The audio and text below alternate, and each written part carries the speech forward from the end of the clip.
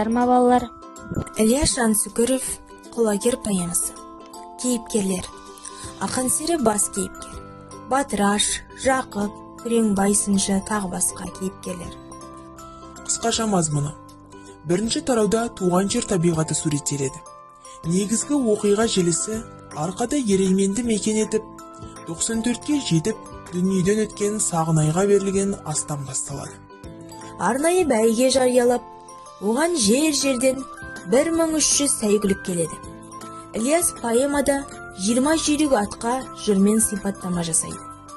Сұлу әйел, жүйрік ат, бақ дәулет өзімде ғана болсын дейтін Батыраш бұған дейін құлагерді сұратып, алылмаған соң кек сақтап, оған қарсы көк тұйғынды баптайды.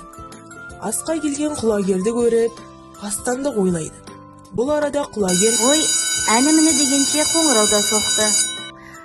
Құлагер поэмасы ұнап жатыр ма, балалар? Жарайсыңдар. Олай болса, балалар, келесі сабақта кездескенше мұқият оқып келіңдер. Сау болыңыз, апай.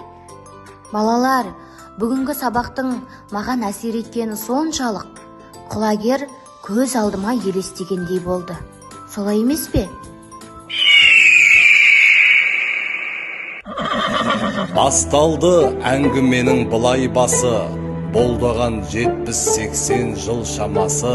Арқада Ерейменді мекен еткен Керейде Сағынайдың болғанасы. Көр әлеумет жарандар,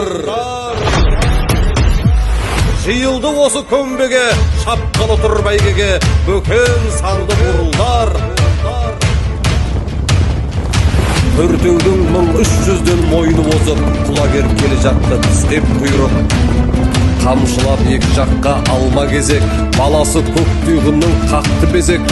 Көк атты осы арада артқа тастап, жөнелер құлагерге осы кезек. Жанасып құлагерге қалғанында, сақ еді жай балтасы құлан ұрды. Мәссаған, Ілияс Жансүгіровтің құлагер поэмасы расымен де қызық поэма екен, я? Мен де сен айтқасын көзіме елестетіп кеттім. Я, солай. Мен де осы кітапты оқығым келіп тұр. Бұл поэмаға мені де қызықтырып жібердіңдер ғой. Жылқы туралы, туған жер туралы өте керемет суреттелген екен, я? Ендеше мен де бұл поэманы оқымасам, жан-жағымдағы достарымның барлығына оқу керектігін айтам. Кітап білім бұлағы.